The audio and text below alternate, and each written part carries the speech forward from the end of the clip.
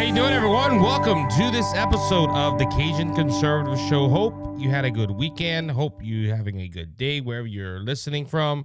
Remember that this is the day that the Lord has made. You should rejoice and be glad in it. Everyone had a great weekend. The Lord moved at church. Had a great meeting for some events at church. The weekend had to work. And I was planning on doing some backup episodes and all that good stuff. I had all kind of stuff planned, but you know how it is. Sometimes life changes your plans, but that's okay. That's why you're supposed to live day by day. You should not live, plan out your life. Look, I'm not against planning out your life. Cause look, hey, one day I'm hoping that this podcast is super duper huge and that we could I could do this full time. That's a plan, but it's what God plans. If God planned for something else, hey, you got to submit to that. Well, Isaac, you don't sound like you're free. Oh, I'm free. I'm free indeed.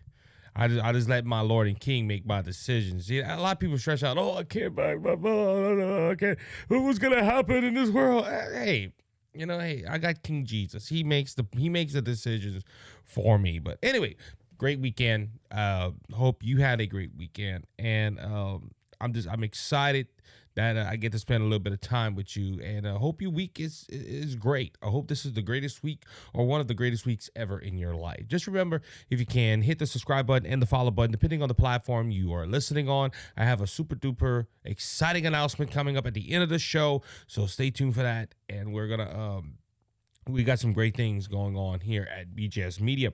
All right, so this past weekend was the South Carolina primary. And prior to this, Nikki Haley had lost 3 states, and they were in dramatic fashion. And what I mean by dramatic fashion, I'm talking about the poll numbers.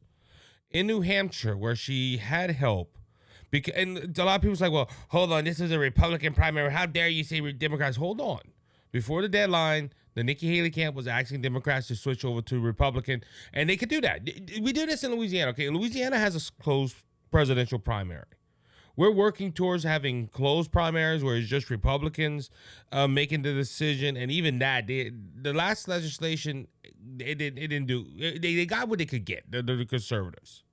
And it was Senate and House representatives, and it was the federal level is semi-closed primary. What I mean by that is if you're a Republican or a no party, you can vote in a primary, in a Republican primary, and the same thing with the Democrats. If you're a Democrat and a no party, you can vote for a Democrat. You can go do the primary system, but in the presidential race, it's a closed primary. It's just Republicans. Republicans are the only ones that can vote, unless you register before the deadline, which I think is like 2 months before.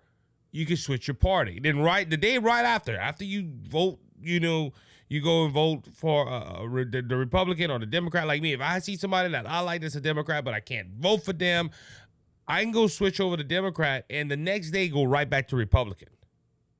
That is an option you have, and that's what the Nikki Haley camp was pushing in a lot of these primaries. I think it was Iowa in the caucus where you could change at the caucus. You can say, I don't want to be a Democrat anymore. I want to be a Republican. And they let you vote in the Republican caucus. Now, there were some that were saying, well, that was not happening. And it was happening. They were doing it. And South Carolina was a straight closed primary, but you could change your affiliation. Now, there was some saying that choose the last minute telling Democrats to come out and vote Republican. If it was past the deadline, you could not change. But by far, this is probably the most Republican primary you could have, or the closed primary where only Republicans are voicing their opinion. And Saturday night, results started coming in. I had forgotten about it. I was hanging out with some friends, and my phone started buzzing. At 7 o'clock our time, the polls closed. And now, all the polls showing up to this show that Haley was losing her home state. Because remember, she was the governor of South Carolina. She's from South Carolina. This right here should have been the one that said, look, I firmly believe that this state would show if she had a chance to be the president of the United States at this time. And all the polls leading up to the South Carolina primary had Donald Trump up between 20 and 30%. Now, the polls have been consistent. Do I still trust polls? No. I'm just saying they have been consistent. Donald Trump has been winning almost every presidential primary about 20, 30%, give or take. And that is percentage points. And, well, going forward, Donald Trump was called the winner of the South Carolina primary right after the polls closed. The initial numbers that came in, according to the Daily Wire, Trump was winning at 41%. 41%. I had someone ask me that. How can they call a primary right when it closed? Well, when you see majority of the time the initial numbers come back and they're that high of a margin, you can kind of figure out that, yeah, it's done. It's done. Especially if they get it from one area at the beginning and it's like, this does not look good for Nikki Haley. We have to call this for Donald Trump. Donald Trump, with 99% of the vote that came in, and it's still showing, I just went and look on the New York Times, 99% of the vote is in, and Nikki Haley lost the state right now almost by 20 percentage votes. That is a landslide victory for Donald Trump. This is impressive. Why is it impressive? Now, a lot of people say, well, Isaac, it ain't that impressive. We knew what was going to happen. No, it is impressive because Nikki Haley is still planning to fight. She went speak out, and after her blowout loss, this is according to the Daily Wire, in South Carolina, I'm not giving up the fight. Former UN ambassador Nikki Haley declared that she is staying in the Republican presidential primary after getting torched in her home state of South Carolina, with 99% of the vote counted in South Carolina as of early Sunday morning. And the time of this recording is Monday morning, February 26th, correction. I misspoke. That's okay. Our president do it all the time, and you forgive him. But Monday morning, same thing, because I went look, 59.8 to 39.5 Haley, making it the fourth state in a row that he has won. Nikki Haley made some statements with that speech. It seems like our country is falling apart, but here's the thing: America will come apart if we make the wrong choices. I'm gonna stop right there because almost 60% of your home state say they want Donald Trump. Almost 60%. If you round it off, 60% of your state. So you're telling me, Nikki Haley, the people that voted you into office, remember, she was the governor of South Carolina and a very popular governor of South Carolina. You're telling me that 60% of the people in your state, or the Republican Party in your state, made a wrong choice that voted you in? No, you didn't like the outcome of the primary. You didn't like the outcome that you lost, that you thought you had a chance in South Carolina, which I would look. It's embarrassing. Okay, it's embarrassing to lose an election, but in a national election where you come from a home state, you lose. And look, I would have said the same thing about Vivek. I would have said the same thing about Ron DeSantis. It's an embarrassment to lose your home state in any election. And look, I watched the speech. You could tell she was embarrassed. She was smiling her fake smile, I guess you could say. And she was telling people that she's still in the fight, but she knows she lost this thing. But she says, America will come apart if we make the wrong choices. So you're telling me that majority of Republicans, right or wrong, it don't matter. They voted Donald Trump as the nominee, or the primary. They give him most of the delegates. If we make the wrong choices. She continues, this has never been about me or my political future. It should.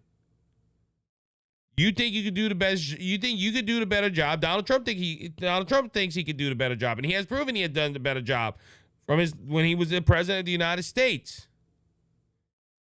It is about you, Nikki, because you think that you are the head, that you could go ahead and you could you could run the country better than the two men that are running.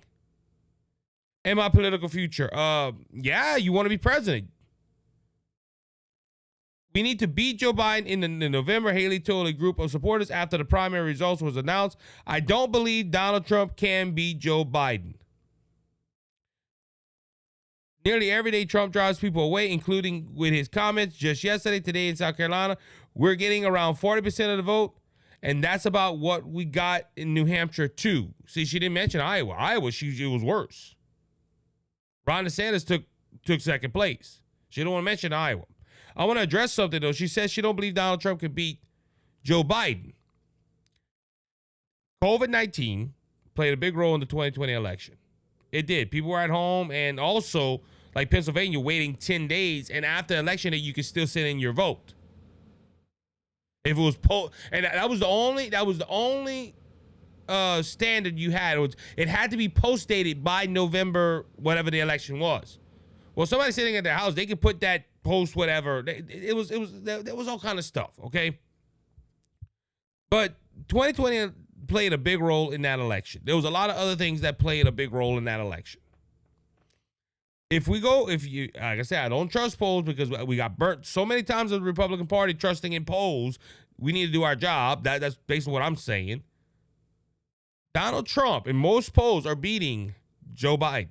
Now, are they the wider margins as Nikki Haley? No, but I have a gut feeling that a lot of these polls are inflated for Nikki Haley. And there's a lot of never Trumpers that swallow their pride and say, look, we're going to vote for Trump if Nikki Haley's not running. Or if you have that third option, they can vote for it. But she says she don't believe Donald Trump can beat Joe Biden. I think anybody can beat Joe Biden right now. See, people that were for Nikki Haley or the never Trumpers, they would say, well, the polls show Nikki Haley winning and Donald Trump losing. They can't say that now. The polls that have come out lately are showing that Donald Trump is beating Joe Biden, even in liberal polls.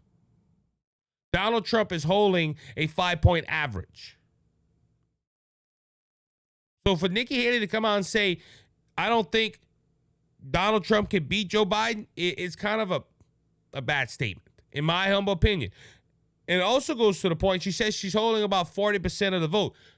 Okay, you can, great. That's your average in New Hampshire, and you got blown out in Nevada. And that's the thing. Nikki Haley lost 60%. It was almost 40 percentage point in Nevada. She got to a no-person candidate none of the candidates above. That's how the Nevada primary read out, and Donald Trump won the caucus hands down.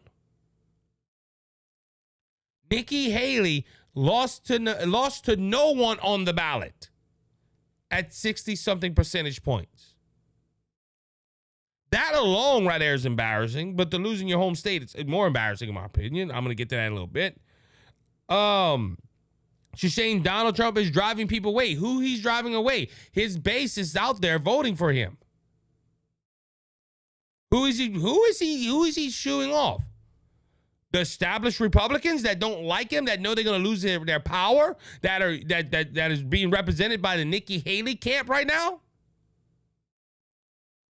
Donald Trump said in an article I had that he ain't even worried about Nikki Haley no more. And look, I agree with that statement. He shouldn't. But keep going to the primaries, keep campaigning, but start focusing on Joe Biden. That's what Donald Trump needs to do.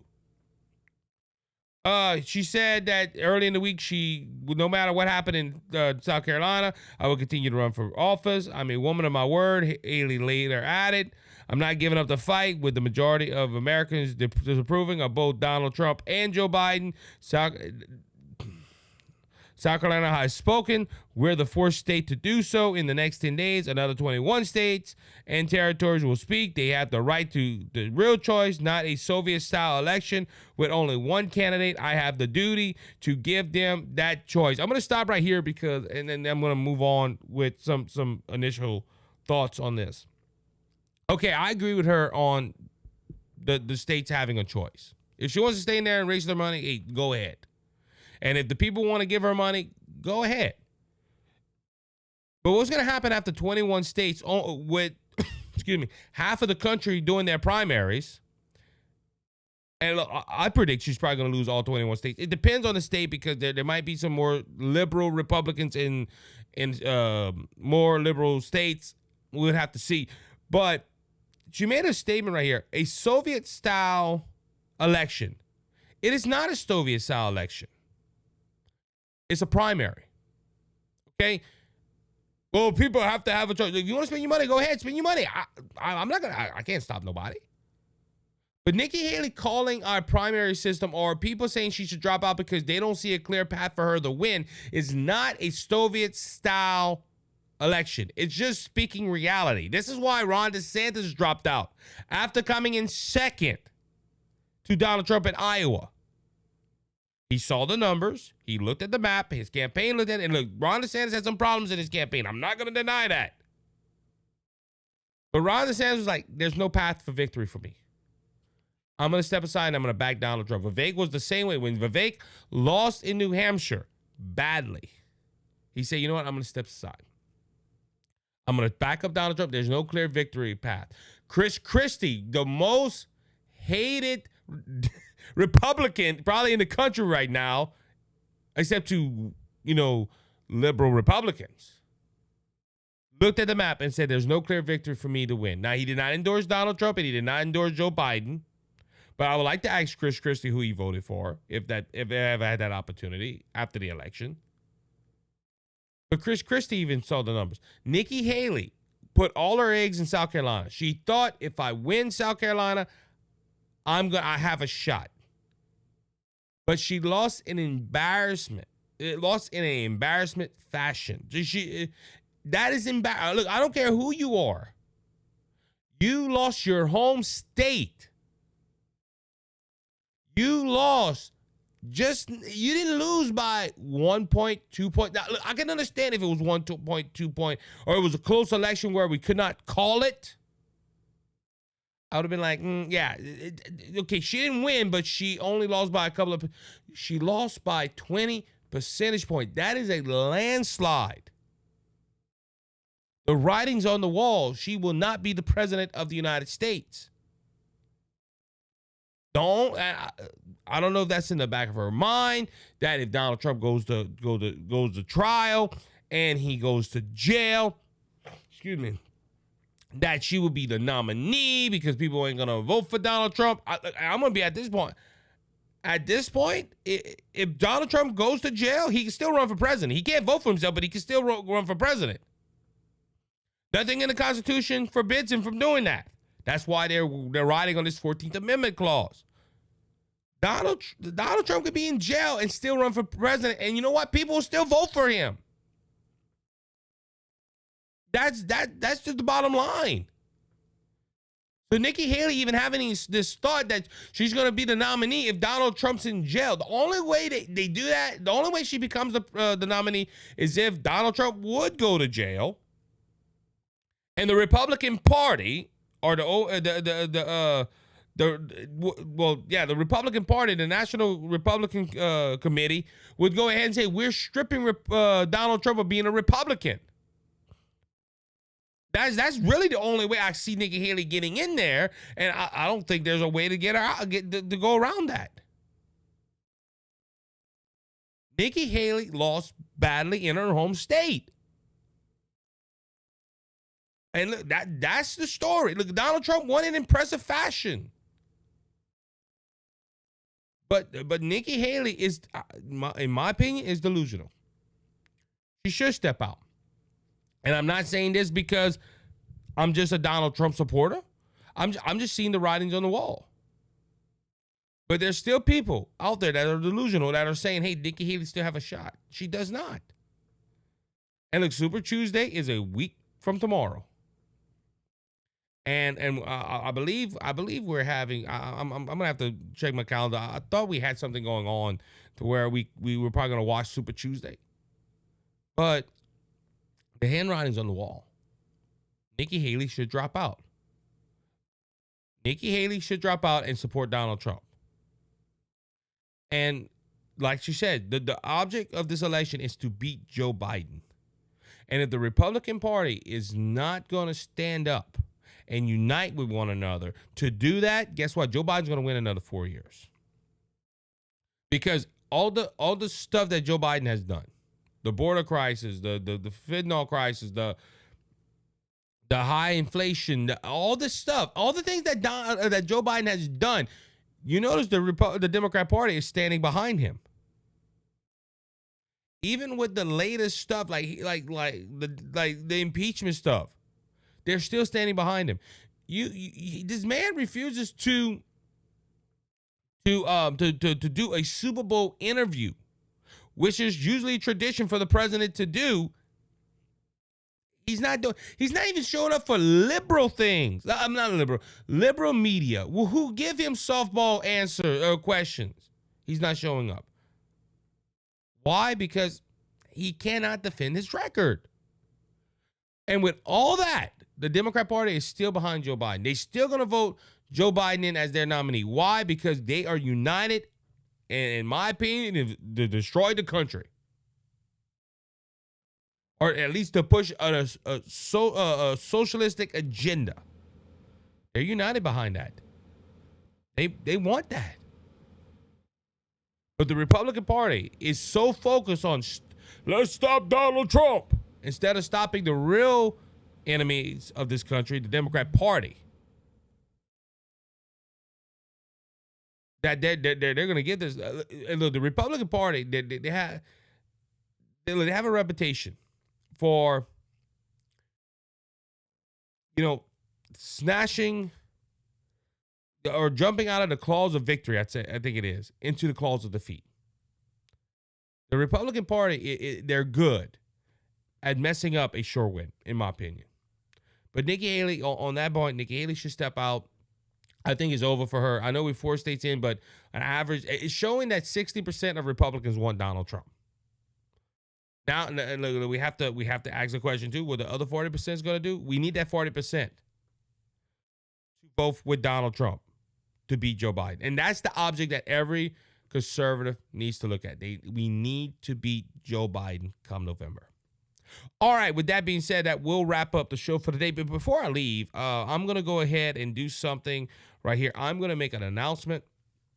As you know, I am a podcaster of another podcast called Brothers Just Searching. And, I love podcasting. I love doing, this stuff. I love hanging out with you guys. I love hanging out with my friends from Brothers Just Searching.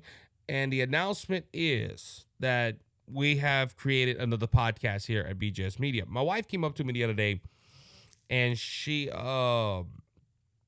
said, Isaac, I feel we need to do a podcast together. Now, I always thought about that. I mean, it would be neat that me and my wife would do a podcast together and talk. And my wife has never really been interested in this until recently.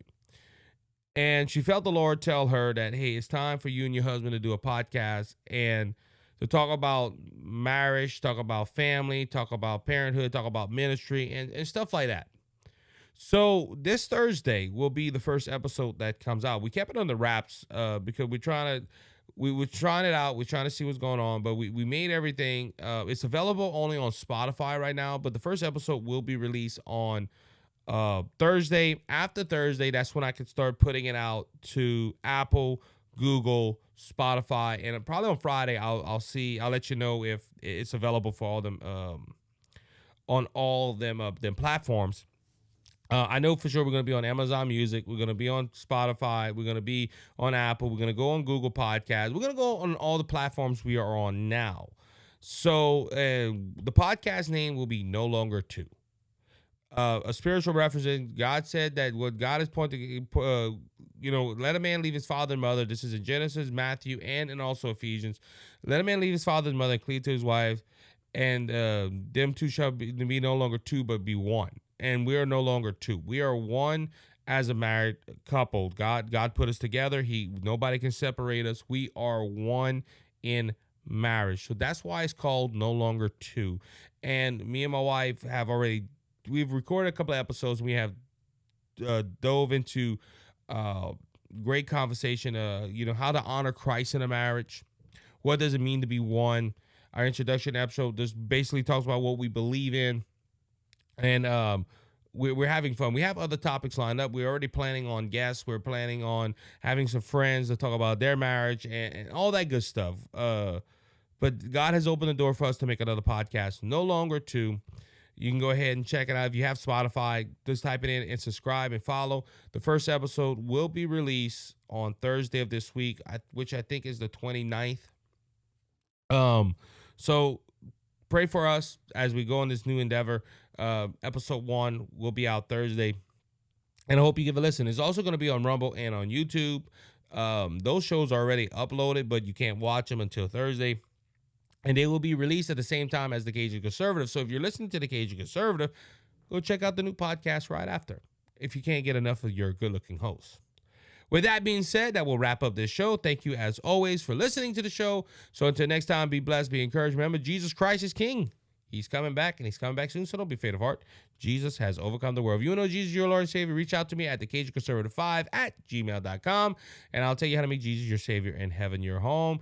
Go, please like, share, and subscribe. Again, we thank you. We pray that the Lord blesses you and his face shines upon you. You have a good one.